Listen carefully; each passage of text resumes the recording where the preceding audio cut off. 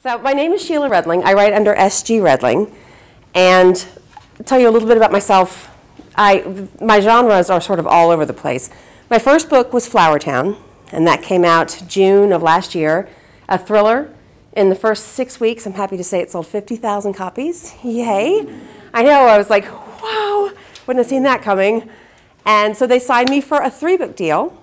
So now I am just, this is the next one coming out. It's called Damocles. This is an advanced reader copy. This is what they send out for reviews beforehand, before it comes out. It still has all the typos in it for some formatting issues. So I'm going to be giving a copy of this away, so we'll do a drawing or something if anyone wants it. It comes out May 28th, and this is sci-fi. Then I have 2 more thrillers coming out. And the second thriller, when I was making the arrangements with you, I was in development edits. So, which is when you're with the editor and they're saying, would you like to put a plot in here someplace? You know, they're fixing all the things that are wrong with it. So I was really distracted and really like, I don't know what I'm doing. So you're lucky I'm here. I mean, that I even wrote it down anywhere. This is why I have Deborah and Gina with me everywhere I go. And I'm halfway through the sequel to that thriller, and that I have to have in by July. And so it works out perfectly that we're talking about the unpretty process, because this is as unpretty as it gets. I mean, I am as much of a mess as I ever am writing a book at this stage. So if I just wander off in the middle of this talk, just stop me, pull me back in, because really is how it goes. So you all are writers? All of you? Everyone? No? Well, you are an optimist. In a room full of writers? Really? Wow. Anyone else writing? Anyone? Yeah? Fiction? Yes. Nice. Anyone else? Yeah? How about a show of hands? Who's a writer? Who is in the process right now? Who is writing something right now? God bless you all. Yeah. So you all, I'll look at you, because the rest of you are going to be going, whoa, what is she talking about? And I brought these handouts, and someone came in, and if you got a handout of the books, everyone always asks me what books writers should read. If I could recommend books, these are great books on writing. We'll talk a little bit more about them. But because I've had a modicum of success at the get-go, a lot of people ask, what advice would I give to writers? And the first thing I always say, my answer was always finish. Because I think you really learn more from finishing one craptastic manuscript than you do from starting and abandoning a million potential masterpieces. But I think I'm changing that advice now. My number one advice to anyone, if you ask someone for advice, this is what my advice is. Stop asking for advice. Because I can tell you how I do it. I can give you all the advice in the world. I can tell you, this is how you get it done. This is what you do. I've finished 9 manuscripts. I know how to do it. But that's how I do it. I can't tell you how to write your book. Nobody can. Nobody can tell you the right way to do it. No one can tell you what it's going to take for you to finish your book. If I tell you 1,000 words a day is how you get a book done, it may not work for you. So we're going to go through the process here, but this is just my process. And if there's anything I say that you're like, no, just disregard it. Because you're the only person that can write your book. So that's my one piece of advice for everybody is, don't take any advice you don't believe. Because if anyone knew for sure how to do this, they'd be a jillionaire. And there'd be no more books. All right, so we called it the unpretty process. I told Grace, she asked what I wanted to talk about. And I said it got prompted because I'm part of an international writers group. And we share blogs and stuff on Facebook. And someone had posted a blog about women writers at work. And they showed this woman writer. And I'm not going to say who she was, but she's famous. And she's sitting at her desk in a Pendleton skirt like this. And everybody immediately went, no, hey, go. Because you may start that way. That looks good on Murder, She Wrote. You know, Jessica Fletcher always wrote that way. She was just like, and then she hopped up and went for a bike ride. Believe me, this is as close as I come to clean. They were monitoring me in the car, making sure I didn't spill, or I'm already hitting the microphone. I'm just like, if you're paying attention to how you look when you're writing, it's not going to happen. It gets unpretty, but it's fun. So there's 3 stages to it. Like any good story, beginning, middle, and end. And if at any point you want to interrupt me for questions, please do, because no one wants to hear this for 45 minutes. People always say, how do you start a book? Right? It's like the idea first is the ideas. People always say, where do you get your ideas? How do you get ideas? And these 2, I'm going to keep referencing them throughout the day. I don't understand how people can get away from ideas. We were taking a trip, going through the airport restroom, and the blow dryer's there. Someone left a bottle of hand sanitizer.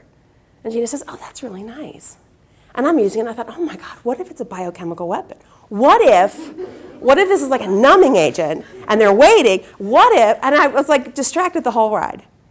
And she laughed. She's like, how do you get through your day like this? I said, well, like this is how I get through my day. You make sure I get places, and you make sure I have pants on when I go out. But the more, as writers, I think the more you write, the more you have to let yourself go on those weird tangents. You have to be willing to let the strangest things trigger your imagination. I have a little like Depression-era cottage in Huntington, where I live up in the, I don't know if you know Huntington very well, but these little old houses are all built the same.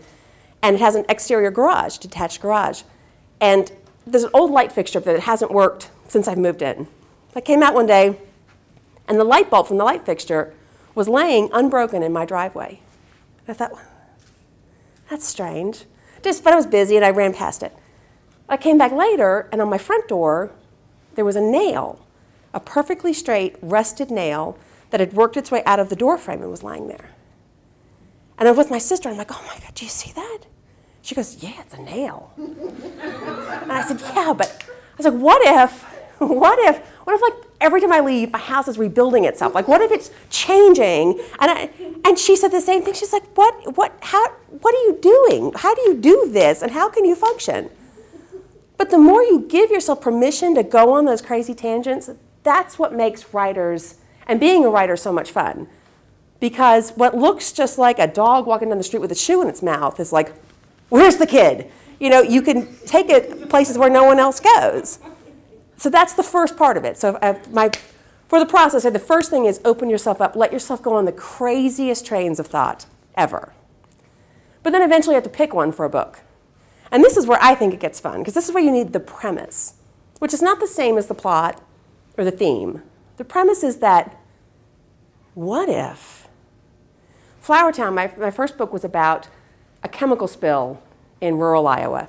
People are in long-term quarantine, and it all starts to fall apart. That's the plot. The premise of it was, what if you isolated people, just regular people, not soldiers or prisoners, just like people like us, well, people like you, regular people, and normal, sane people, and they had no way out, no communication, and something was after them. That's the premise. Like, what if you get regular people alone in danger? So once you get that premise, and you got to play with some premises, you got to think, you know, it could be anywhere. It could be in space, it could be on a ship, it could be in the past, it could be in the future, it could be romantic, it could be anything. But you got to work and find a premise that makes you go, oh, you know, that little jump where you're like, yeah, that's something I could go. Well, you're writing, you know what I'm saying. When you find that one thing, you're like, I could do that. Yeah, exactly, because that's what you're going to have to do. It has to be a premise that can go somewhere. Now, I write thrillers and science fiction, but if you're writing literary, if you're writing romance, if you're writing historical, the same thing has to happen. You have to be able to have a premise that can go somewhere. And it has to go south. I mean, it has to go badly, because that's what stories do. There's a famous writer, Chuck Wendig, who does great advice. You know Chuck Wendig?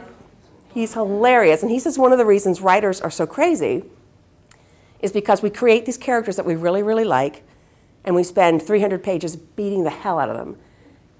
So that's what we do. You have to like these people so much that you want to torture them so you can see the best in them. That's sadistic. It's crazy, and it's what you do as a writer. So that's the third thing you have to do at the beginning of a book. You have to figure out who your star is going to be. And this has to be someone you can really get into, really get behind, because you're going to be spending a lot of time with them. They are going to be in your head big time. Now, I love starting my character. Once you have the premise and the character kind of come together for me. Like, I tend to like to write women characters and a little bit crazy characters. I don't know where it comes from. But it has to be someone you can be really comfortable with.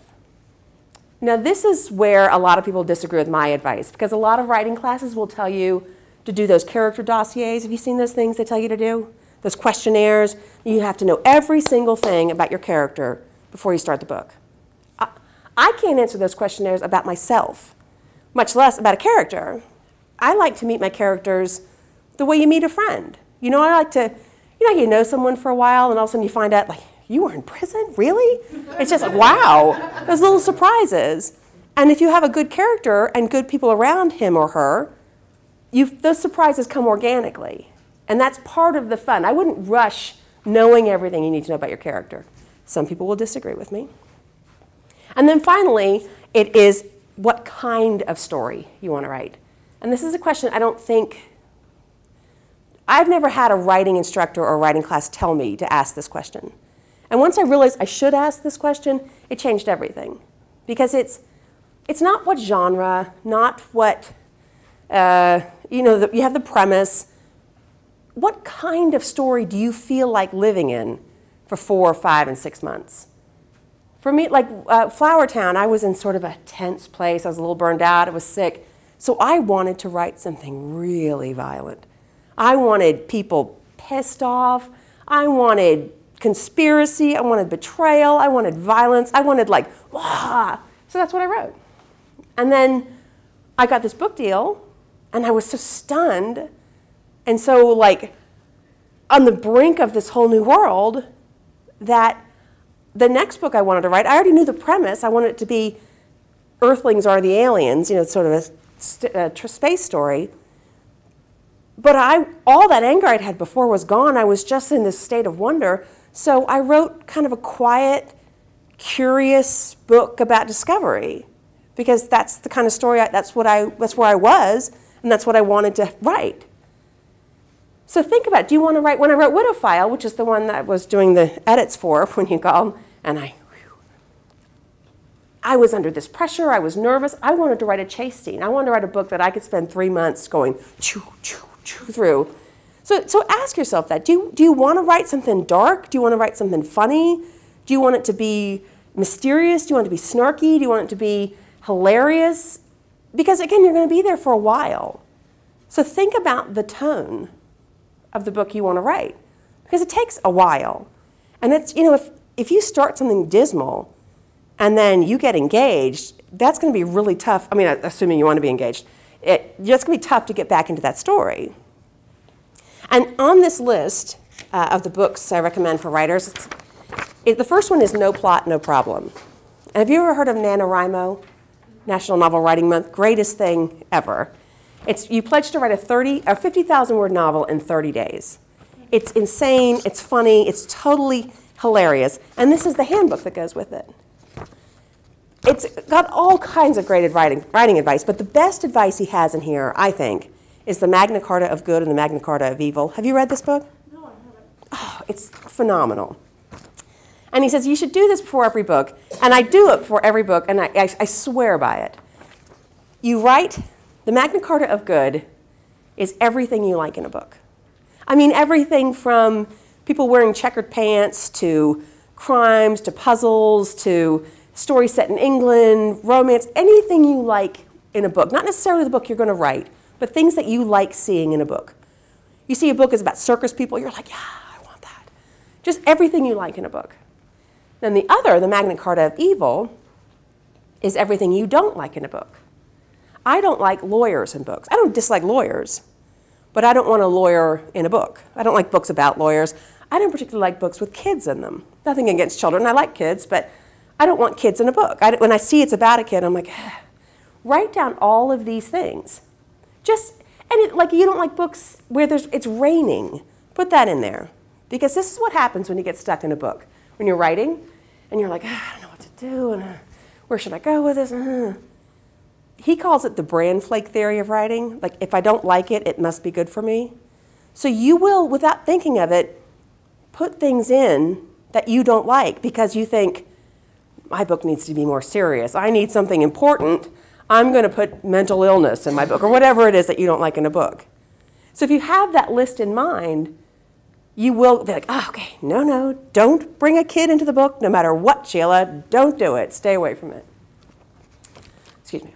So that's the beginning, I think, the first stage of the unpretty process. Anyone have any questions? Yes? How much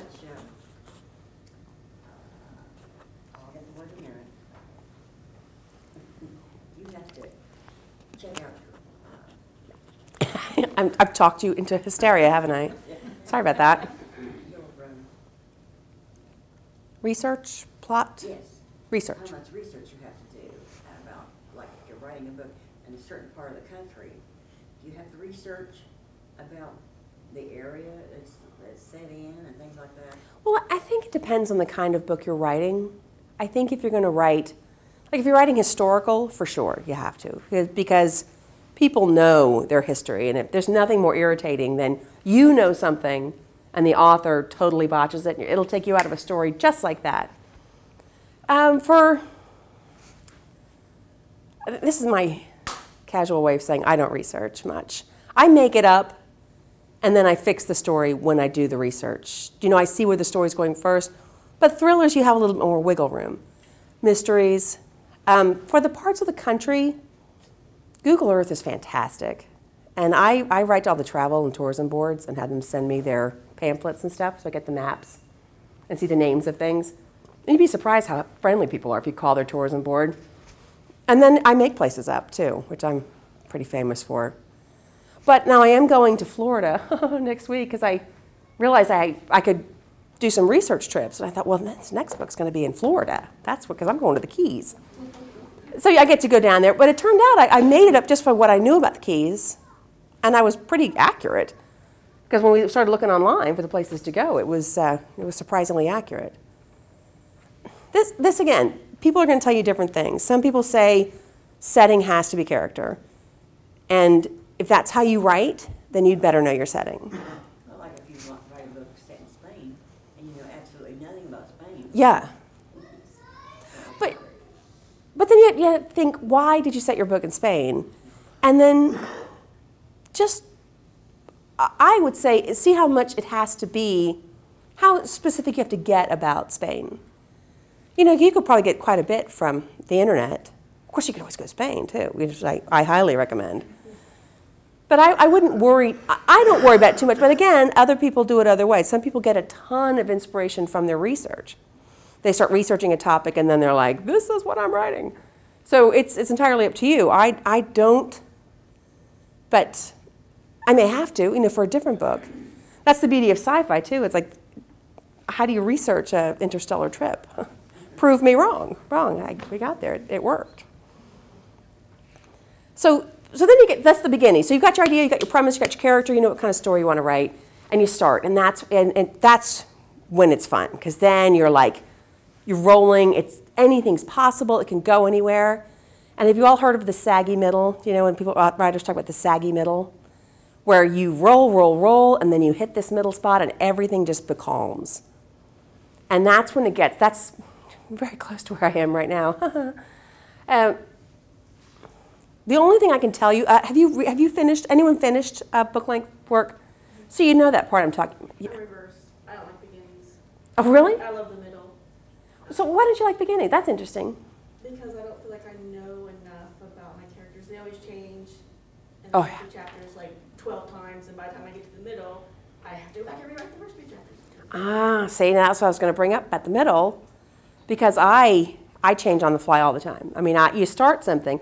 I would say it's like going to the shopping cart, to the store. You throw everything in the cart, and you don't know what you're going to make when you get home.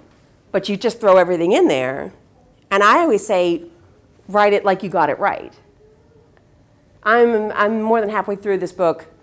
The MacGuffin, the action, was at the beginning of the book was supposed to, they had 3 days for it to happen.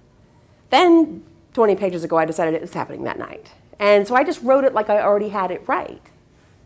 Because but now this is me. If I couldn't go back, if I had to go back to the beginning of this and change that, I would never have the energy to finish the story. You know. Because what they say, good writing is rewriting, which is good, because what I'm doing now is not good writing. It's just writing to get to it, you know. And sometimes that's a really unpretty part of it, is that sometimes you just have to write your way to it. You have to be willing to know that you're going to throw an awful lot of this stuff away. You can't fall in love with your words, because it chains you down. If you think, oh, this is such good writing, I got to save it.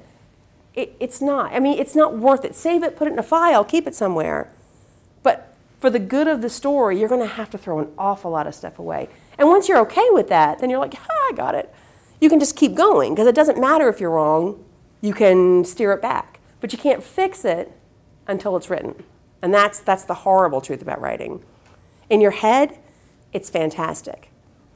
Because then you get through all that, and then you get to the ending where you already, like, everything's lined up, and you're like, yes, I can do this. Because they say, I write thrillers, and I write sci-fi and urban fantasy. But even if you're writing literary, if you're writing romance, if you're writing historical, you still have to make the stakes very, very high. You don't want to leave anything in the tank when you're writing a book. You want to make sure everything you can throw at these characters has been thrown at them. They say if the ship sinks, get her to the, sink her ship, she gets to the island. Put gators on the island, give her a tree. Get her up the tree, set the tree on fire. You just keep giving it to them, and don't be afraid to take it easy on them. Because the best stories are the one where you're just like, how? And even if it's a quiet story of coming of age, the pain's got to be real. They've got to have a lot at stake, or otherwise it's like, she'll be fine, it's no big deal. So don't be afraid, because you feel sometimes really sadistic. You want to protect them, you like these characters. But you're not doing yourself, you're not doing your characters, you're not doing the reader any favors. So really let it all out at the end, because then you get to the end. That's the only part of a book I outline, is the end. I list the scenes, because once I know all the things that have to happen, I'm like, okay, this person has to be there, this person has to be here, this has to happen, and I organize them so that I have an idea where I'm going. Because then you have those long marathon writing sessions where you think, it's, you're just on fire and you know the story so well, and it's all these horrible things are happening, and it's fantastic, and no one can come in your house because you'll yell at them, and until you get to this end, and you're like, ah. And then you finish, and when you go to start the next book, like, not only can you not write, like, I can't even type now. This isn't just the worst book I've ever written. It's the worst book ever written. So it's just this up and down constantly as you're writing a book. It is a very unpretty process, but it is awesome. All right, I'm just talking enough. This is in my head all the time. I'm stuck in a story, so my thoughts are kind of jumping all around. Does anyone have questions? I hope you do.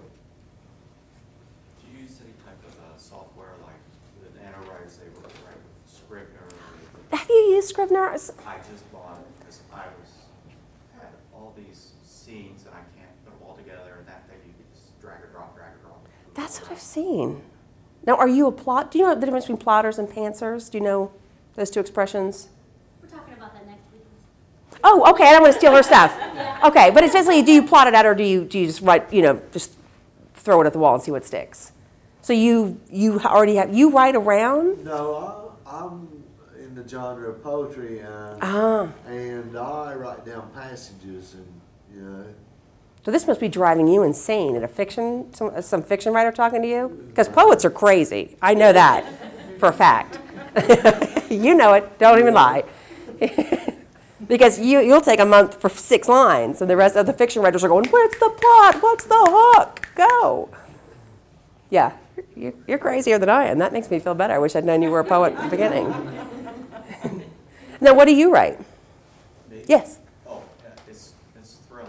Excellent. I have this thread of an idea, and I have all these seeds, but they don't coagulate yet. Yeah. That's my problem. That's why. Well, see, now I've never had any luck writing around, because I know a bunch of scenes that are coming. Because I think if I did, it's like eating your dessert first. You get the sweet spots that you don't want to do the mucking around to get them there. Because unfortunately, you are not allowed to write in a book, and then a bunch of stuff happened. Which I have tried, and it doesn't work, Yes, exactly. Believe me. It works in NaNoWriMo, I bet you want more words, but it does not work when you submit a book. They don't think that's funny at all. You're like, and then a bunch of stuff happened. Now, what do you write? Romance, but not really. I have published romance. Oh, congratulations. That's real. What do you mean not really then? That's not what I like to write. I did it just because somebody said, you can do that. And I said, okay. What do you like to write? I like to write kind of dark, mainstream. You're in the right wheelhouse here. Mainstream what? Like thrillers or? No, not thrillers, just kind of like small town stories that what I'm working on now. lady killed her husband and buried him in the garden years ago. Yay! Yay! When?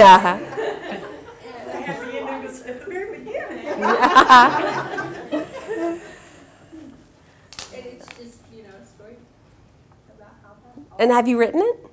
Pardon? Have you written it? 75% of it. And are you finishing it? Yeah. Oh, yes. Oh, good. Okay. I'm getting ready to pitch it to my editor right now. Oh, congratulations. That's awesome. So is your editor he, she looking forward to it? Does she know what it is? Is she? No, not yet.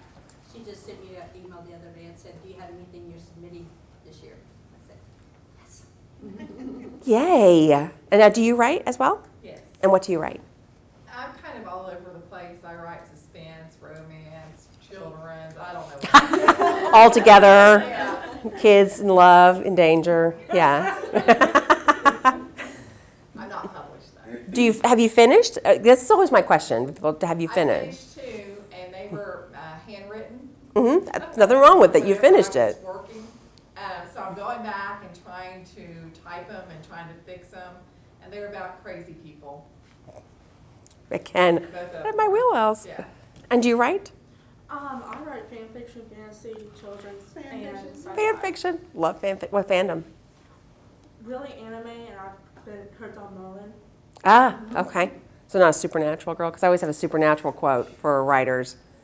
Character in Supernatural is he's a prophet, actually. He's a writer. Yes. Love it. We got here in a Black Impala. But Chuck says, when he's written the book on the show, when he said, and Gina actually wrote this quote on my book cover, said, any chapped-ass monkey with a keyboard can start a book, but only endings are hard. Because it is hard. You have to make those decisions when you end a book. You have to, your plot bunnies have to all be put down. You can't have those strays, and you have to, and the horrible thing, it's never as good as you hoped it would be, but it's rarely ever as bad as you feared it would be. So it's okay to land in the middle there. But I think if you all have finished books, then you are ahead of 90% of the world's population who says they want to be writers. Everybody thinks they have a book in them. And do you write? Are you writing? Yes? Kind of started. Excellent. I mean, it's nonfiction. Mm-hmm. It's about medicinal herbal plants. Oh, cool. And I have another one that I had still doing research on about Fort Ancient culture. Oh. Well, that's cool.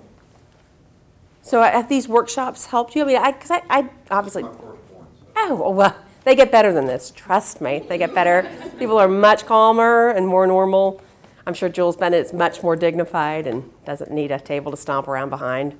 Although she's a writer. She's crazy, too. She may... I was going to say, I'm not so sure. Yeah, she may be more polished than me, but she's still nuts. Very sparkly. She's very sparkly? Very sparkly, yeah. Oh, my gosh. Glitzy romances. Wow, so we're kind of like the far ends of the spectrum. Yeah, because well, it was funny. I used to be on the radio in Huntington. And so when my book came out, Flowertown, they asked if I could come in and read part of it. Well, the third word in the book is profanity. And so one of the guys, he says, well, I'll find a section to read. And he goes, here, no.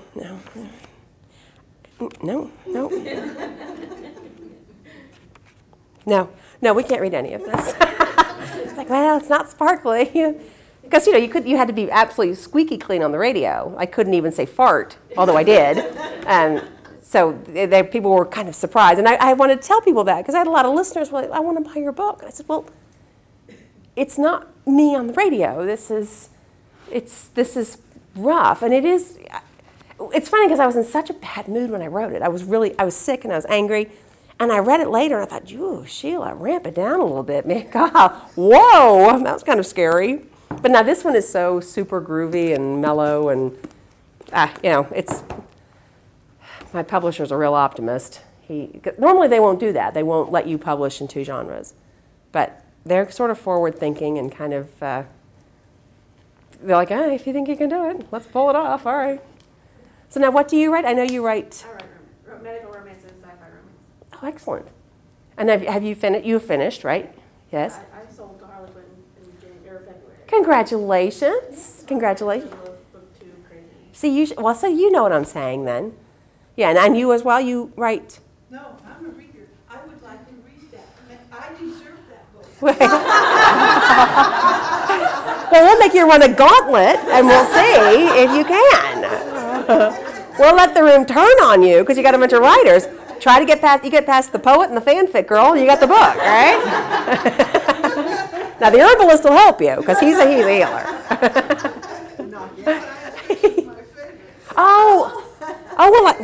Well, does anyone have a problem if I give this book to her? Here you go. Here you go. Thank you. I'm so glad I hope you enjoyed it. I'll sign it for you. It has the uncorrected proof. I'll sign it afterwards. I'm not going anywhere. She's like, aren't you done? Really? And does anyone have a clock, too? Because I'm not paying any attention. Yes? Sorry, we're in the middle of half renovated. We have 2 whole baseboards right now, so. It's like my bathroom. We've got, it is. Written part, very small part of the book. It's been driving me crazy for about 2 years. What is it you started? I'm sorry. It's up here, getting it down on paper, it's driving me crazy. It is a horror thriller. Excellent. And Old school phone. but my problem is finding a quiet place to work. Yeah. I have a husband and 2 cats. Oh. They Yeah. drive me crazy. But I've got to get it out and work on it because it's driving me crazy, not getting any more done on it. So what do you think? Do you think you could go somewhere to do it, or? No, I'm going to fix up my spare bedroom and I'm going to lock the door, put a Yeah. death threat on the door. And You really have to. Even J.K. Rowling said that. She said you have to guard your writing time like some sort of bird. I didn't recognize the name. She said guarding its nest, because especially if you're at home. Because people are like, oh, you're writing? Well, I was going to ask you a question. Oh, you're writing? I'm just going to come over for a minute. I won't bother you. Because it doesn't like you have to concentrate on it or anything. It's not like painting your bathroom. You actually have to give yourself time to get down into it. like I've been doing my spring cleaning. I'll be busy working, and my husband will come in and say, Squeak didn't like those new trees. That's our cat. Yeah. Or anything. What? You took me away from what I was doing. Mm-hmm. Yeah, the cats are not huge supporters of the arts. I will tell you that right now, because I have a cat. I keep telling her the more we write, the better food you get, but she is not buying it at all. They are not patrons of the arts. No, and they are more spoiled than our children were. Yeah. Well, they're probably smaller and easier to throw out of the house too than your children were as well, which helps. 14 years old. Yeah, but you do have to set aside. Virginia Woolf said that, the room of your own. You do have to. And guard it. You have to set time and guard it. And it can't just, I never thought it could be just 15 minutes. I don't know how people do that, throw that switch. Because you've got to get this out of here and let the book come in. And once it comes in, poet's like amateur. Once it comes in, then you have that great hour or whatever that you're in there and you're writing and it's flowing and you're jamming on it. These writers who are like, I write 8 hours a day. I can't sleep 8 hours a day. I mean, I can't do anything for 8 hours a day. But writing, you need I think 3 hours is a good solid chunk of time to get everything out, calm yourself down, and get started. Does anyone have a sort of a ritual or anything they do before they write? Or? Yes. You look at Jensen Ackles. It's my ritual. That might be going into the ritual. Yeah. Doesn't hurt, I'll tell you that. I have to meditate. Really? 15 minutes, I have to shut everything down. No music, no words. Yeah. No words can be anywhere in my vicinity. Because you really do have to let words come to you. It's hard to explain if you haven't done it, but you have to kind of circle it a little bit, and you have to let it let you in. Pardon me? Percolate, yeah. And sometimes, this idea that you have to write every day, that's another rule people tell you. You have to write every single day. Well, sometimes you have to stand on a story and push it down until it builds enough steam up to come out strong enough. Otherwise, you can sort of limp yourself into a corner where you can't get out of the story. And do you write as well? I write historical. Fiction? Information. It's nonfiction. Mm-hmm. It's research about the buildings in the area. Oh, wow. And we know who owned all the property in 1803, but in a particular building, who owned it in 1820, what was it used for, what happened in it, and up to the present day. So we can use her for research. That's perfect. We're going to exploit you now. Because writers, we're all users. I mean, don't say anything casually to a writer because it's just as like, that's terrible. I can use that later on. Without even realizing it, you do that. You hear the worst things, like the worst atrocities, and you're like, oh my God, that's horrible. I could totally put that in the next one if I just switched it. So you have to be of two minds of all. You pretend to be compassionate. No, be compassionate. And back in the corner, you're very quiet. Are you right? I write short stories. Oh, that's a whole different beast, isn't it? Well, I don't have any patience. And I start a story, and it's like, well, okay. And it's short and scene. But I started writing years ago when I was married to a state trooper, and when he worked midnights, I'd write from like 1 o'clock in the morning till 4 in the morning before we had children. Wow. And the first story I wrote, I sent to basically a slush pile in Washington State, I think, some publishers. And they sent it back saying, well, you've got a fairly good idea, but we need to tweak this, that, and the other thing, and then maybe work it, and then send it back if you want. And I showed it to my husband, and he says, well, this one, it doesn't have any sex or anything, it's garbage. And he threw it on the floor, and I put it away. Oh, I hope you, Now I'm married for as I say, get rid of the husband, keep the story. Go right, because I've been told that I can write, I just need to put myself into it. So. Yeah, and short stories, some people seem to think they're like a smaller version of a novel. They're an entirely different creature. They are. I write a lot of stories. The stories that I have written are based upon my dad when he was in the service in World War II, and entails basically a young girl going back to Switzerland, where I was when I was in the Air Force, and going these different places that I went, and seeing things, and then along the way she sees like little visages, and it turns out to be her dad when he met her mother.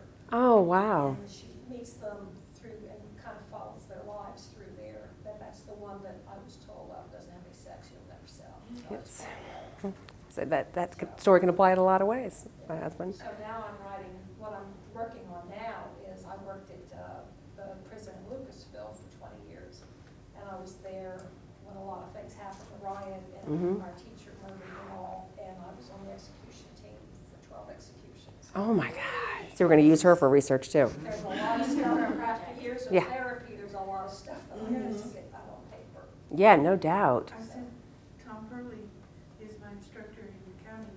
Oh, okay, I know Tom. Oh, Yeah. okay. Tom Sally said hi. Okay. Okay. And I tried to get him to come to you. I hope he comes to you.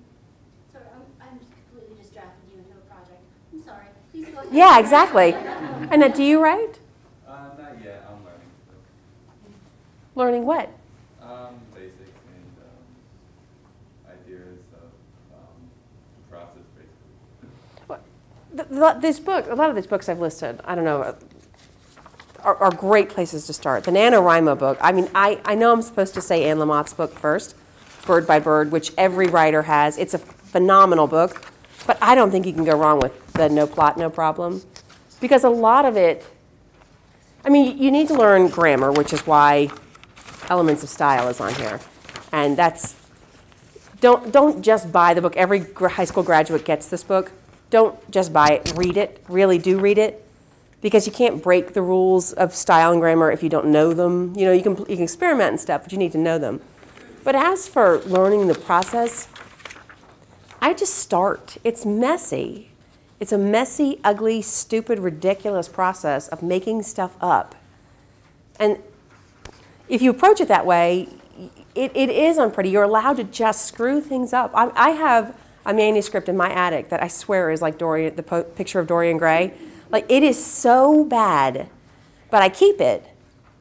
I'm going to burn it someday, but I keep it because you learn to write by writing.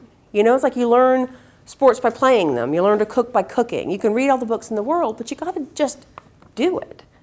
And there are going to be a million people who can tell you how to do it, tell you what you're doing wrong, tell you there's not enough sex in your story. But it's such a personal process. It's such a personal job. And that's the beauty of it, too. That's the fun of it. is that you are the only person that can write your book. And if you really do have a book in you and you don't write it, then you've robbed everybody of their chance to see the only way that story could be told. There's another book on here that I just love, and it seems like a strange choice for fiction writers. It's called Save the Cat. Do you know this book? I love it. I love this book. It's funny. It's fantastic. It's for screenwriters, and it is. I mean, if you have any ideas that literature is above popular culture, and this is not, it's for personal enrichment and not for entertainment, and you're going to hate this book. But if you like stories because they entertain you, because they move you, because they make you feel something, this is a great book about rhythm, about what makes a story, how you get invested in characters. And he doesn't make any bones about it. It's for movies. He doesn't make any bones about it. He's like, this is to make the most money on your movie as possible. I have no problem with that. But with the story, he tells you how to keep a story on pace, how to make your character, how to invest in your characters, that there are only, I think, 12 stories altogether in the world. Every story you tell is one version of one of these stories. You know, Monster in the House, Rite of Passage, buddy, romance, some kind of pairing. It's a great, almost brutal breakdown of storytelling. I really recommend it. It strips a lot of illusions away about the art of it, because the art of it doesn't do you any good if you can't finish your story. Well, you'll notice these are all Kindle. I get everything on Amazon because Huntington doesn't really have a good bookstore. At least you have a bookstore. Well, of course, yeah. No, we have a bookstore that it's just a mess. So our Convention and Visitors Bureau carries almost all the local authors' books, and they're awesome. They're fantastic. So if you come to Huntington, go to the Red Caboose in Heritage Station, because that's where all the books are sold. Yeah, ask your librarian. Exactly. Libraries are a great source. It's just an incredible book. You've read it. So yeah, it's. I read it and I told him I was going to show him to bring it back. Yeah. Yeah, but so that's what we talk about the process. That would probably be a good book if you're want a general overview of how to structure a story. Do you want to write fiction? Is that what you want to write? Just some ideas of it, how you write a story. But he does a lot of things. You have to have a beat sheet and a log line and all this hip stuff. Disregard that. I mean, you can't do anything with it until it's written. So throw everything at it. Just throw crap on the table. Because once you have it all out there, then you can pick through it and find what you want. But you can't make anything happen until you have the nerve to just write all the way to the end of it. And it's not a short process. It's a long process. But it's fun. And the more you do it, the more faith you have in your ability to do it again. Not the first time, not when you start the second book, because then you're like, I've had a head injury and no one told me, and I can't write. Now, are you writing something right now? I'm working on a couple original stories. Mm-hmm. But my fan fiction's kind of... It's an obsession, isn't it? Yes. Yeah. I love fan. Does anyone know what fan fiction is? I was just in Los Angeles for I published by Amazon Publishing, which is not their self-publishing, but their traditional publishing house, 47 North and Thomas and Mercer. And they flew us out there, some of us. I'm not that important. It just happened. I think I was available. So like, all right, she can go.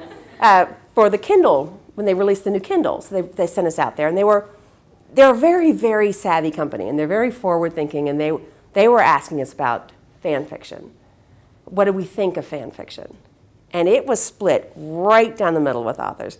Because fan fiction is where, like if you watch Monk, and then you go and you write stories, things that happen to Monk when he's, that are off the show.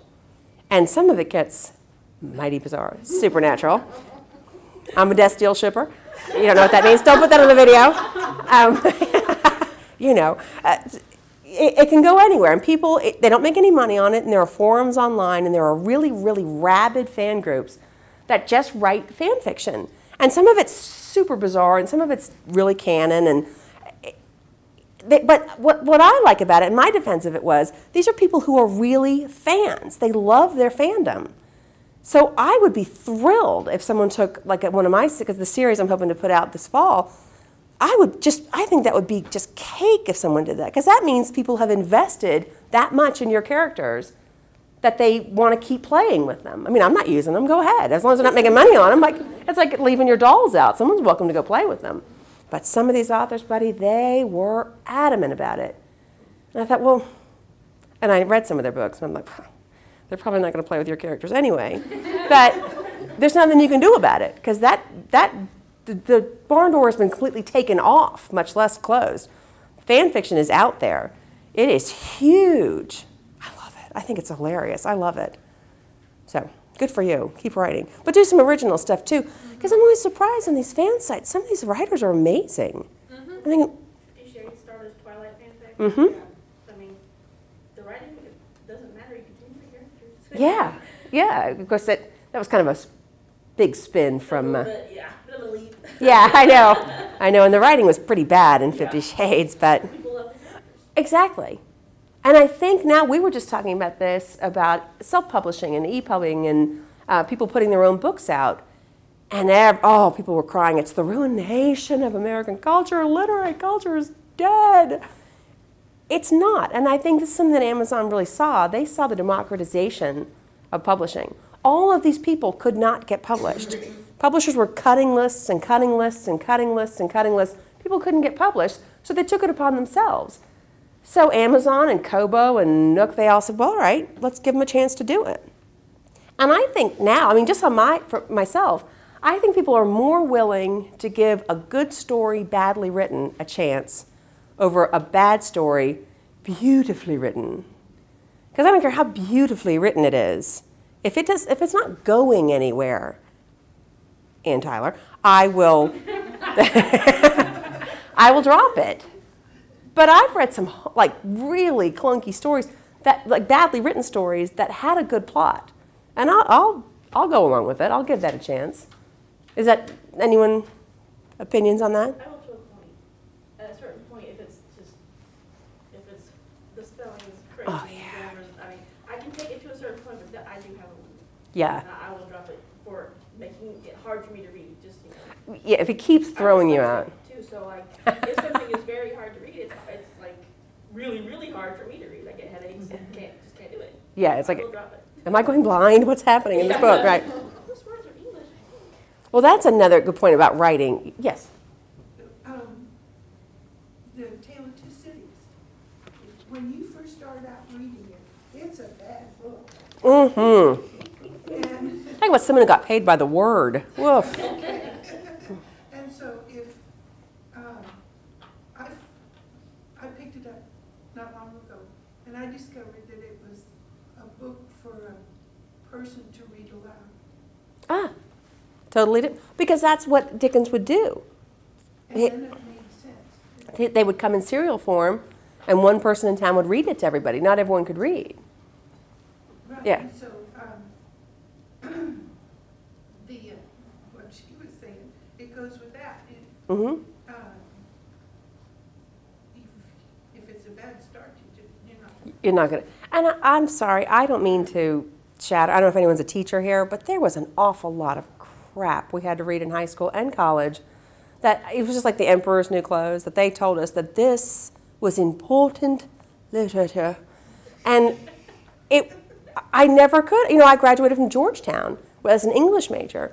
And I would say easily a third of what I read, my cat wouldn't walk over it. I wouldn't have put a plant on it. I mean, and I was told it was powerful and deep. We're like, well, nothing is happening in it. It's irrelevant. I think a lot of us have been sold a bill of goods in a lot of ways. I'm not starting any literature revolution or anything. It's just my opinion. But I think it's time for the canon to change a little bit sometimes in schools. I just read an article that kids should start reading The Road by Cormac McCarthy. Lose Lord of the Flies and start The Road. Now, I love Lord of the Flies, but he made a really compelling argument. Did anyone read The Road by Cormac McCarthy? About the post-apocalypse. I know, it's super depressing. It's after the apocalypse, a man and his son are trying to walk to the sea. It is not a giggler. I mean, it is a tough, tough read. But he made a really good argument that that's much more relevant to kids than Lord of the Flies, which is, about a bunch of English schoolboys on an island.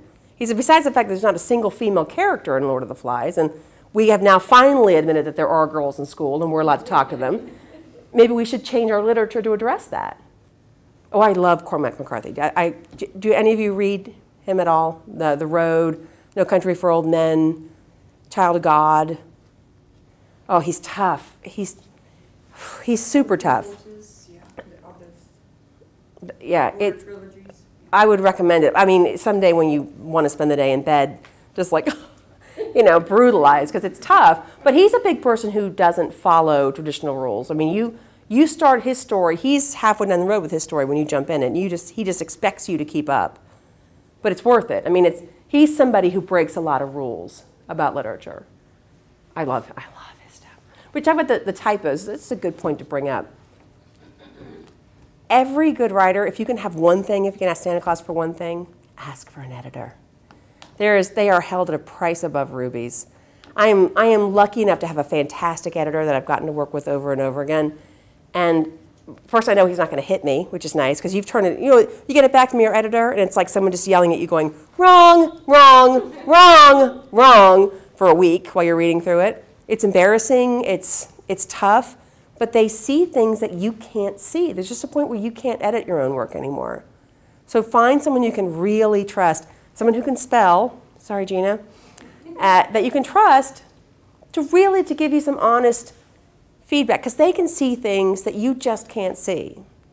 Like when I turned the first book in, there was a scene, and those of you who finished, there are scenes that are wrong, but you hope someone will just gloss over them. You're like, just don't look over there, just here, because then a bunch of stuff happens, and then it's this. And of course, he zeroes right in on it. But he had a really deft way of saying, instead of rewriting it for me, not saying, this is how it has to be written, he said, this is what's wrong with it. You have too many things going this direction, and consider this, and try this, and he just kind of took it apart so I could see it. And then it was easy to fix. But I know. It's still brutal, though. I mean, it's still just like being hollered at, like first grade all over again, over and over again. But it is really worth it. And Gina was just reading a book by a very famous author, and we're not going to say his name, that she didn't enjoy. She said this man has got a huge body of work. And I said, it's entirely possible he has a new editor. Because editors make you look better. They catch the things that you goof on. And if he's got a new editor, or no editor, or a blind editor, or a foreign editor or something, yeah, because I guess it was a mess. But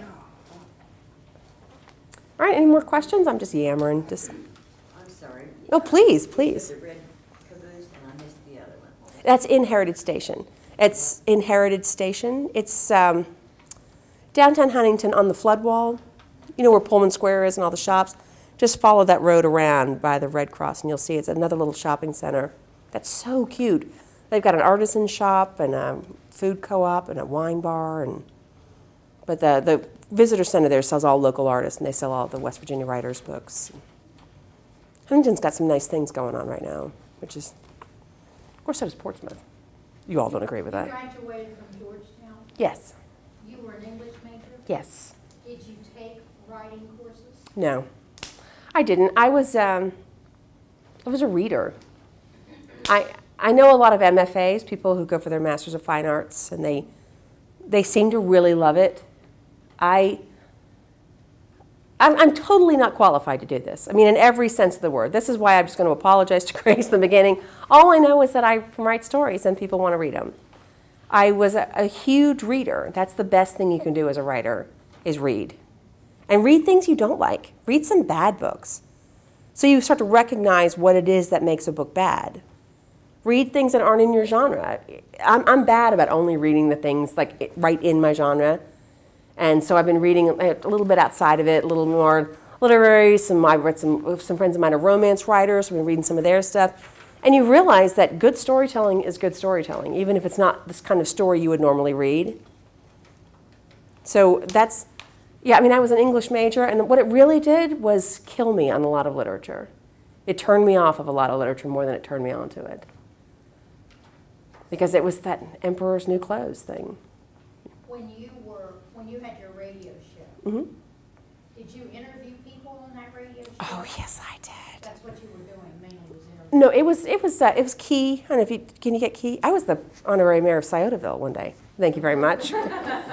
20 years ago, from the radio show. But when my old co-host left and my new co-host came on, it was my show. And it was top 40, and we played trivia games and things like that. One of the things I started was author interviews every week. And because the way it works is these authors go on these press tours, and there's companies, and you sign up with these companies, and they're always contacting you, wanting you to push a diet book or some bizarre self-help book. But if you do a few of those, they'll throw you their big authors. And I got like Ken Follett, Frederick Forsyth, Sandra Brown, Mary Higgins Clark, Daniel Silva, 3 times Daniel Silva, he's my favorite.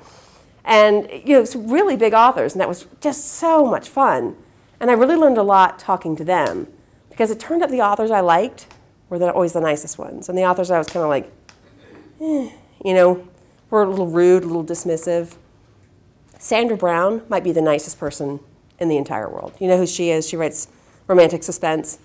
I wouldn't even have read her books before that, because it wasn't my thing. She was so nice, I've read almost all of them now. She's a good writer. She's an excellent writer.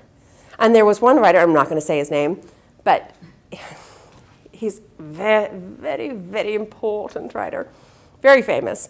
And the way it works is they have you on these conference calls, and they roll the conference calls one after the other. So there's a handler that comes on from call to call and says, you're on with Joe Blow in 5 minutes, and okay.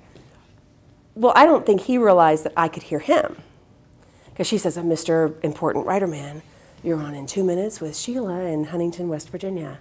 And he went, I can't wait to see what they thought of my book in West Virginia. And I went, oh, I'm sorry. You could hear him go, I said, please do not let me sully the importance of your book by spreading it to my listeners. I'll be happy to tell the 100,000 people that listen to our show every day not to buy your book, that you don't think they're smart enough for it. So don't let me waste your time. Click. Buddy, that phone rang back so fast. Oh, I think you misunderstood. Like, yeah. Suck it, Grandpa. No. Yeah, so you could tell which writers are a little more gracious than others. That was not Daniel Silva, by the way, because he writes Israeli espionage. And I love him so much, and I love his book so much that like the first time I interviewed him, I almost wore a prom gown to work. I was like, it's radio, but I don't care. I'm like, I'm really excited to have you on the show today. By the third time I interviewed him, I know my voice was like this, and I was talking to him because I was so excited. By the third time, I was like, Daniel, this is our 3rd interview. I said, in Kentucky, we're married now. He goes, are we happy? I said, very, very happy.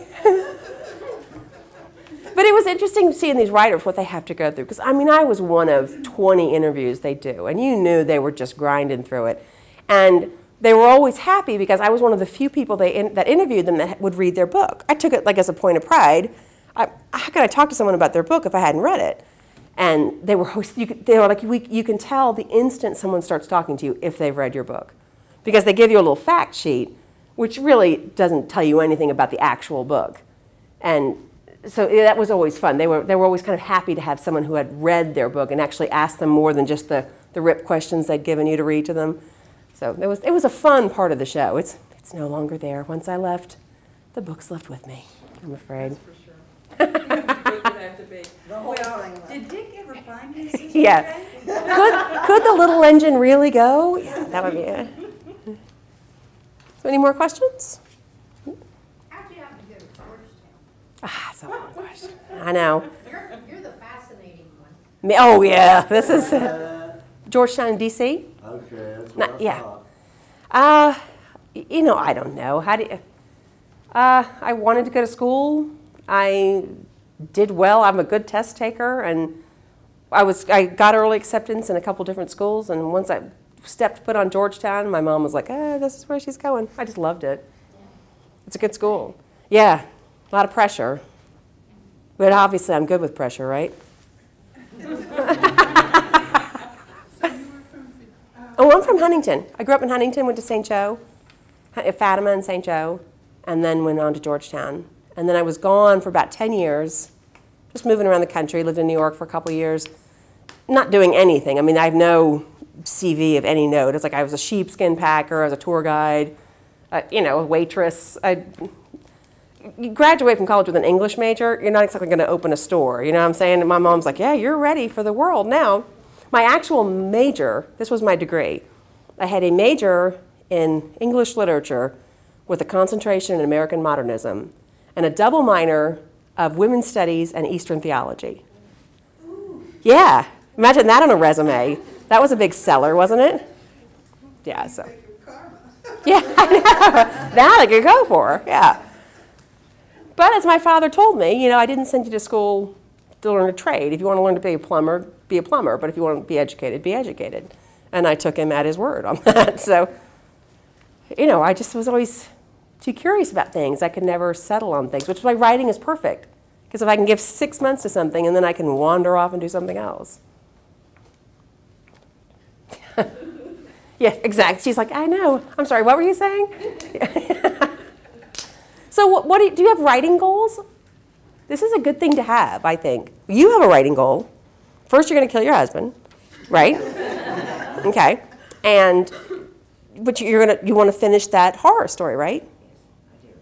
Do you have any idea, like, best case scenario, your cats find something fascinating to do, your husband actually gets the message to give you 3 hours a day. How quickly do you think you could write it? Do you think you could do it in a year? Yes. Yeah. So set a goal. This is what NaNoWriMo is really good for, in that you write by word count, which is still what I do. Like Stephen King says, write a page a day. In a year, you've got a novel. So you do have to kind of it's such a ridiculous thing to do that you do have to have some concrete goals. Otherwise, it just goes. You have to get started. Yeah, yeah. Have you read Edward Albee's Everything in the Garden? I beg your pardon? Albee, the playwright, No. Everything in the Garden. He buried his wife in the garden, killed her and buried her in the garden. Ah, so wait a minute, Edward Albee. And do you have a writing goal? We're going to go through. I want to get your answers ready. Oh, God. Yeah. I want to finish part 1 for one of my fan fictions, and I'm going to try my hardest to chapter 5 and one of my original stories. By when? By November. Oh, nice. Are you going to do NaNoWriMo? I'm doing Camp NaNoWriMo right now. Oh, are you? I'm doing Camp NaNoWriMo in July with July's writing marathon, and I'm going to finish the year out with NaNoWriMo. Oh, that's what. I know I keep going back to NaNoWriMo. It is a huge adrenaline push because it's this funny online forum you can go to. They have forums, the information forums, where you can say, how many rabbits could I fit in a school bus? And somebody will know the answer. So, because you don't have time for real research in NaNoWriMo. You're just making stuff up. And the craziest thing, how do deaf people laugh? That was one question. And they had like 14 pages of answers. And it's just really funny, just free, like everything's anonymous. Good luck with that. I've never done the camps. Are they fun too? Yeah, real interesting. Yeah, it's insane. And I guess this guy who runs it, Chris Beatty, that's his book, is just like the nicest person in the world. Like he'd never bump you off, All right, poet, what's your goal? So stop going to fiction workshops, that's for sure. Author House has contacted me. Oh, congratulations. They keep pestering me, but I don't give them no date when it'll be finished. Poets. Poets with your poetry. And another one was like part of the Author House. They contacted me too, like this. And you just go, sorry, I'm a poet, I can't do it. So what would your goal be then, would you say? Probably about 8 months, 6, 8 months. To submit to them? Yes. Yeah. And how many do you have? I don't know much about submitting poetry. You have to submit a certain number of poems, or? Well, mine's going to be something like long. It's not individual poems. Mm-hmm. It's one big poem. Like an epic, Yeah. And he said, call me when you get done, you know. That's optimism too, isn't it? Yeah. Oh, okay. Yeah, I'll get right on that. Well, now my agent does a lot of conferences, and she says, you know, you pitch to an agent there, and they say, send me your stuff. If you're lucky enough to get them to say, send me your stuff, she says 80% of them don't send the stuff in, never do. So submit it. No, I think Author House has heard of me somewhere. The only thing I've had published is on poetry.com. Well, only you can change it, young man. I don't know. Somebody's. Right, do it. And your goal? Do you have a goal? I have a deadline. Yeah, that's true. Yeah. May 25th for this one, and I'm hoping for another contract, because they do like 2 and 3 books at a time. Yeah. So are you locked down with Harlequin? I mean, they haven't offered you more than this. They bought my first book and they offered another, so it's a 2-book. That's what the deadline is. Yeah. But after you turn it, they usually just want to say, here, 3. We write 3 more. Will you Yeah. write 2 more? Oh, good luck. That's awesome. Good luck. If they liked it, you know. All right, thriller. First, you have to figure out Scrivener and tell me how it works. I write about 1,000 words a day. And if I Ditto. put it all together, I didn't realize how much I had until I got Scrivener. I got about 60,000 words. So you're But almost done. It's all, I had to organize it. Mhm. And it's like a thread of a theme. But it was just so confusing. Yeah. All these characters, and I grabbed pictures off the internet to represent these characters, you know. But Scrivener is great. Put all that in there, and then it's so easy to drag and drop whole sections. That's what everyone So, says. which is great, because Yeah. I had all these paper, you know. It's like I tried to do a board, you know, and then go card. It just was. It seems like one of those things that's going to be like all those organizing systems you buy. It's like, this is going to be great. It doesn't. I can never make it work. I started out with Free Mind, which was really good. I don't know if you see that. Mm-mm. It's like mind mapping, Mm-hmm. and it's totally free on the internet. You can put all your characters and stuff and drag and drop. But it just wasn't enough. By the time you get 60, 70,000 words. Yeah. I mean, because you're right up on it. 80,000, 85 is standard for thriller. So, but I just wondered how you did I wondered if you wrote from a plot. I tried to write from a plot, and I can't do that. That's why I have all these scenes. Yeah. And I'm just trying to connect them all. Well, see, I am a pantser, and I'm not going to steal Jules' gig, but I do write by the seat of my pants. I start with my premise and go forward and think, what if, and then throw a bunch of stuff at it. And as I go, I start to think, this is going to happen. And this is what I meant by not leaving anything in the tank, because you think, down the line, that building has to explode. Well, in Flowertown, I thought, as soon as I thought that building needs to explode, it exploded. Because I'm like, don't leave anything. Put everything in and make it get worse as you go, which is the nice thing about thrillers. You can just blow people out of the sky. It just doesn't, anyone can die in a thriller. So, but I only write forward, though. I don't, because like I said, if I wrote those scenes I want to write, then I wouldn't have anything to tempt me to get through this middle part, But that's how I do it. So you already have a bunch. You're almost done. Because if I get stuck here, I think, well, I'll go here, right, and then I'll somehow weave it all together. Yeah. See, I won't, though, because then I'll get distracted. I have the attention span of a gnat, and I'll just wander off and leave it. So I have to stay only writing forward. Now, I go all over the place when I'm writing, but I can't say, and a bunch of stuff happened, which I want to do all the time. Like tonight, even, I have to write, and I want to just say, and then because I know what the next thing is going to be. But by writing forward, you don't really have to do like index cards and all this, figure out No. where. Well, I also have a good memory, and I think you just have to use the tools you've got.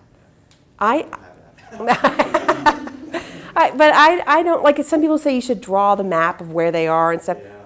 But see, if I can't, I see it. It'd be like me having to draw a map of this room because I'm standing here, which actually is probably more likely. My problem is I'd be writing and I'd say, well, Lisa, did she have blue eyes or brown? Yeah. And I have to go back. But you don't. With Scrivener, Yeah. you just click, there it is. Because we were just talking about write it like you wrote it right.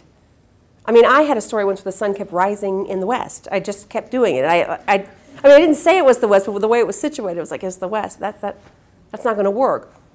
But you can fix all of that at the end. So you just I just write it. I just write it forward. And if I realize that someone should have been, in the granary before dawn or whatever, I just write like they were already there and make a little note, move them earlier. And I have notes all over the place, just little stick-ups that don't mean anything to anybody. But then I know, I just write like I've been right the whole time. I know what you say. It's heartbreaking when you have to throw something away if they want Yeah. to stay. Yeah, it just doesn't. I cut it and I put it in a little file and I keep it. With the Widow file, the one I was doing the development edits for, you talk about writing a story, pulling it out of someplace you should never pull anything out of. I had 4 months to go from pitch to product, from idea. He said, I'm going to sign you for this book. You have 4 months. That is, I'm a fast writer. That is not a lot of time.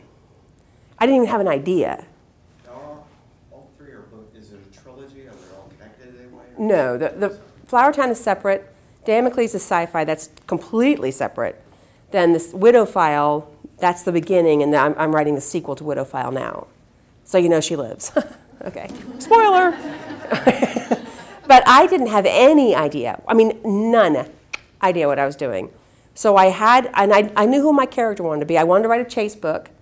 And I thought, wouldn't it be cool if she was running, whoever she is, and all she had to work with was a bag of garbage. Like just debris from the case she'd been working on. So that's all I knew about it. So I had to have a bad guy. I had to have a victim. I easily wrote 30,000 words. That never got in the book. Because I was like, this is just not going to work, and I'd have to just cut it. All the while that clock's going. So, but what's nice about it, though, I actually came up with some ideas for other books out of those things I cut. So save them, tuck them away somewhere, and they can morph into something else. The deer coming back. The what? The deer are coming back. The airport's coming back. Yeah, you all will find this funny. In the original version, she's driving, and there are deer in the road. She's in Virginia. And the deer won't get out of the way of the car. And she's honking on the horn, and the deer are like, it's rut season, and they're like snorting at her car. Well, my editor's from Seattle, and he said, oh, come on. He said, deer are timid little creatures. They are not going to do this. And I just wrote, you are adorable. And if you come to West Virginia, I'm driving. But we cut the deer anyway, so it didn't matter. But so what is your goal going to be then, do you think, for your... What's time frame, do you think? How long do you think it would take you to get it all in line? 5 months. Yeah? To really stitch it together and smooth it out. That's so what is it's April now, so you'd be done in time for NaNoWriMo in November. So it's good. If you have some kind of time frame goal, it does make it easier because it makes you like accountable for just the busy work just the actual lining the scenes up. Well, as you're writing it Scrivener, it has this, it's not like a clock, but it has a word count. If you set your goal at 1,000, it counts it as you go. Oh, If you do a blank screen, just total black screen. Have you done that? I would be one key off, and it would be like hieroglyphics. I know I would. Have you done that? Have you done the black screen thing? Well, it's just a black, what they call a blank screen where nothing but what you type is what you see. You don't see the internet. Or Oh, yeah. But what's great about it, if you're looking up something, you highlight it, right-click, thesaurus, dictionary, everything's there. Oh, that's nice. It looks right. Yeah, everyone raves about it. My technology, I don't have a lot of good luck with tech. I just bought a new laptop, and it died like instantaneously. It's just... I just got so frustrated, I thought, something's better than nothing. Yeah, well, let me know how that works. I'd be curious. A lot of people love Scrivener. So good luck. So you're held on for November then. So everyone's here. We're all lining up for November. You're May. You don't have any option. All right, goal?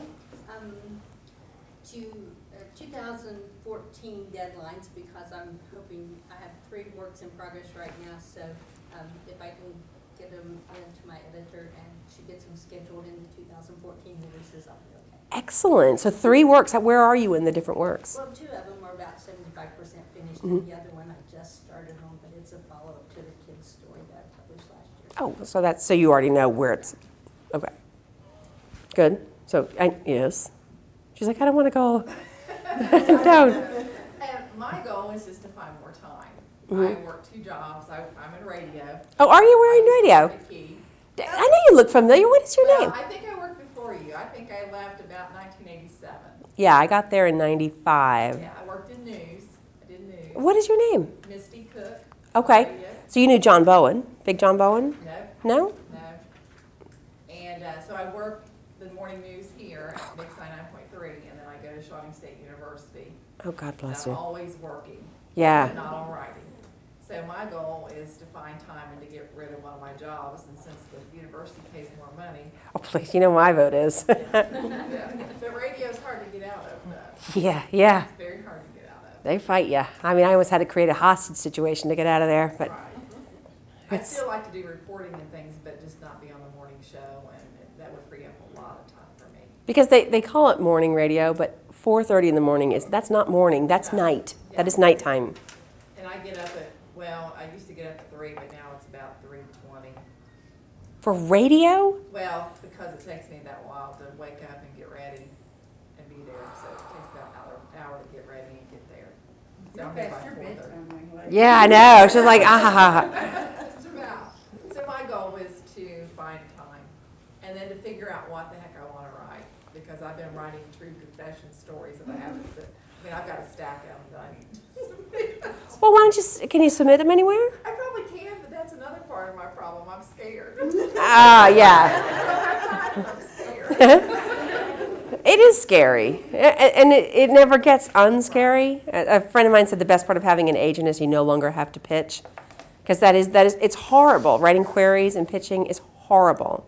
And I am on record still officially at the West Virginia Writers Conference when I pitched to my agent, and I didn't know we were going to be pitching. I didn't know anything about it, so I just winged it as I am prone to do. And she sat there for a second, and she said, "You know, that is the worst pitch I have ever heard." And I said, "I know, wasn't it? It was really bad." And we got hysterical. We started laughing. She was like, she wasn't being mean, and I knew it was horrible. I was like, all right. She's like, that is the worst pitch I've ever heard. And I started laughing, so she's like, all right, I'll read it. And she told me later, she said, "I'd rather have you pitch badly and write well than the other way around." And we're like sisters now. I mean, we've just been friends forever, but Miss Grace. Christine Withone. Do you know Christine? Oh, Christine, I'm out in the bar with she and Jeff. Oh, I love.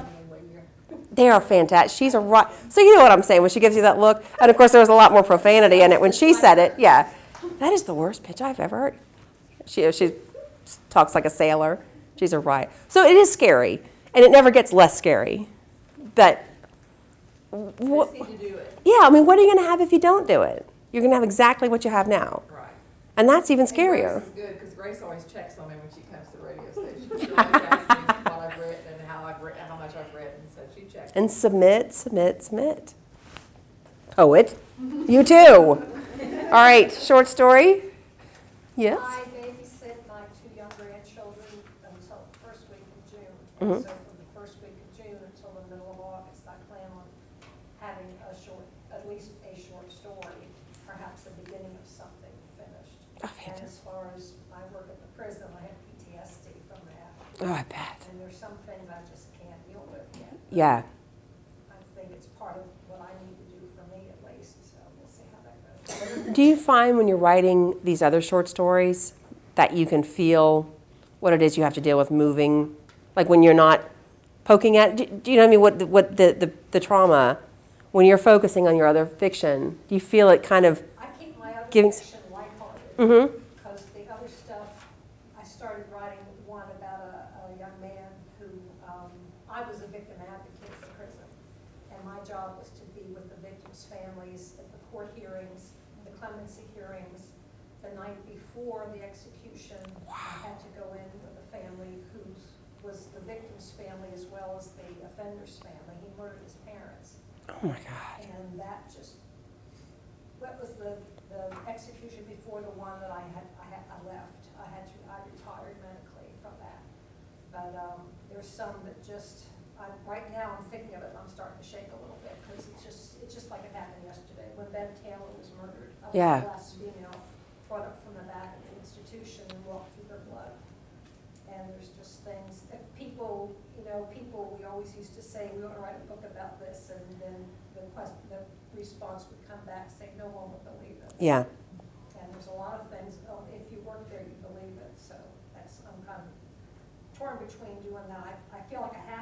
Mm-hmm. But on the other hand, I don't want to write yet. Yeah. Well, I was asking, do you feel when you're writing light fiction that it almost takes the pedal off of, that you keep? Anything to escape from that. Yeah. We live on a farm out in Otway, and I spend most of my time there with my dogs and my grandchildren. I very rarely go in. Right now, this is probably the biggest group of people I've been around in quite a long time because I can't crowds. Yeah. Worry me. I worry that an inmate on the street might recognize me and what my role was in the process and all. And it's just, all of us. Tom Hurley, he will know what I'm talking about. Oh, I'm glad you came. Glad you came out tonight. I know. Woof. Now, vegetables. Yeah, that's a nice one to follow, isn't it? All right. Your writing goals? You. Well, my book is actually finished in some ways. Mm-hmm. I was looking at different ways of how to get it published. And I was thinking actually just to go through ebooks. It's not a bad way. KDP is a great way to go. And so I was, I just use Microsoft Word. Mm-hmm. So I don't know if I should do it this way, where it's a small book, or do I do it this way, where it's 8.5 by 11, or I would say this. A friend of mine just put a book out through Kindle Direct Publishing, the ebooks. And she said the money she spent paying a professional formatter was worth its weight in gold.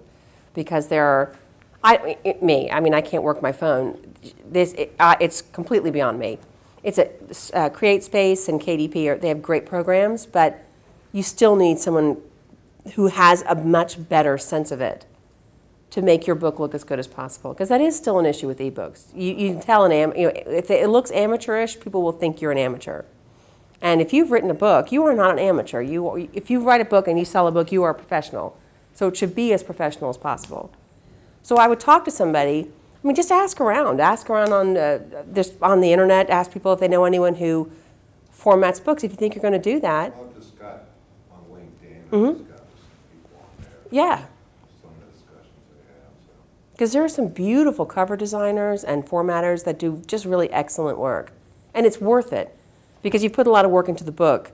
Don't, make it limp by not doing everything you can to make it look as good as possible. And there are some people who really excel at this. And they're nothing short of artists, so I would definitely look into it. So LinkedIn's a great place to find those people. So what's your goal then, to have it out there? To get it done. Yeah. It's right there, so I'm just. Now it's just death by inches, as you're going through, yeah. It's very good. I've read part of it. Oh, well, good. Congratulations. Well, good luck. Yeah, I know. It's like, just hurry up and wait, hurry up and wait, hurry up and wait. Well, plus I was doing another book at the same time. Mm-hmm. Because a lot of that was research. And now that, the winter's over, now it's time for research again, so. Yeah. So that's really what your summer is going to be? Research. Somebody's doing research, it's not me. So see, there's another one we can use for his research. All right, writing goal? It'll be a year. To finish the book you're on? And then what do you want to do with it? Do you know? Does it already have a publisher? It's really complicated. Okay. Very complicated. Yeah. I would think that the Ohio Historical Society, Mm-hmm. they publish, Yeah. so they might be interested in publishing it.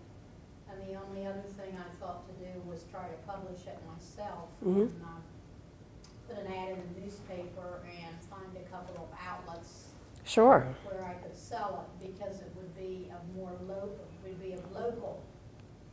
You're really almost better off if Ohio University or whoever won't publish it. If it's really local and regional, the advantage now is in your favor to self-publish. Self-publishing has come a long way.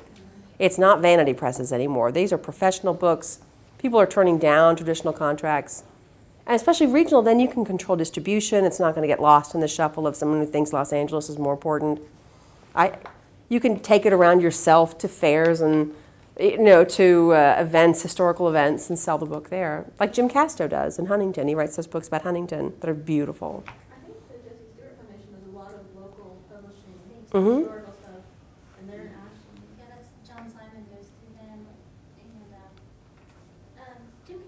Yeah, Jim Cass. Recently. Yeah. Fabulous, okay. Yeah. See? Oh, I'm sorry, I thought you wanted people wrong. He does, a lot of historical stuff, he wrote a couple biographies. Okay, I know it's music. Mm-hmm, Yeah, okay. yep, he did a couple biographies. Now your writing goal is to go home and read Damocles, right? Right? Yeah.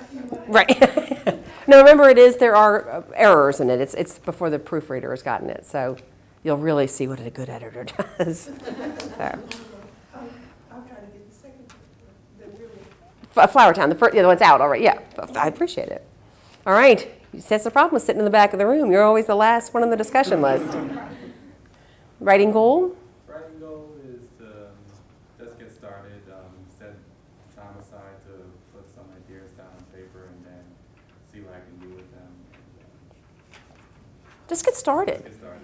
Yeah, just write, and just write and write and write. I mean, there's no shortcut to it. It's in some ways it's ridiculously simple. It's hard later on, but I mean the best part of it is the writing. So just write. That's my NaNoWriMo, and I know I'm just beating that like a dead horse, but I love NaNoWriMo because you sign a contract with yourself that you were going to write a terrible book. You promise the characters will be wooden, the dialogue will be stiff, the plot completely unbelievable, but you will have a 50,000 word book when you're done. And so when you take all those restrictions, all those quality restrictions off of you, your imagination just goes insane. I mean, chipmunks and monkeys falling out of trees and just the craziest things happen. But you don't have any rules. You don't have to show it to anybody. It's just between you and yourself and all the millions of people on the website. You don't show it to them, but you keep your word count there. And I really recommend it if you're in that early stage where you're like, what do I write? Because they give you great prompts and just permission to just run amok. It's super fun. I know I'm like sponsored by NaNoWriMo or something. Now, Grace, do you write? I'm not. I just know that so many people around here are, and I didn't feel like we had the tools to give them.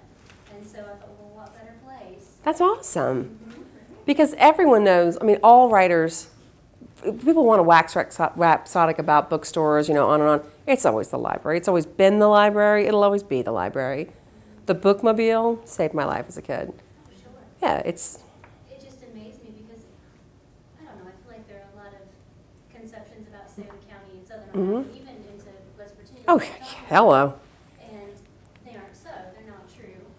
And there's a lot of talent here. And you don't have to go very far before you find people with ambition to do these really exciting things. Right. And just not give them the tools. And we're going to do that. By golly, you want to change it, be the change. There's a nice thing in Huntington now. They have these shirts. It's called Create Huntington. And they're trying to get people to plant and to write and to paint. And so they have these T-shirts that says, I want to create blank Huntington. And you write what kind of Huntington you want to create. So a lot of us have started literary Huntington. We do a word and song cafe and stuff and writers groups and things. Excuse me.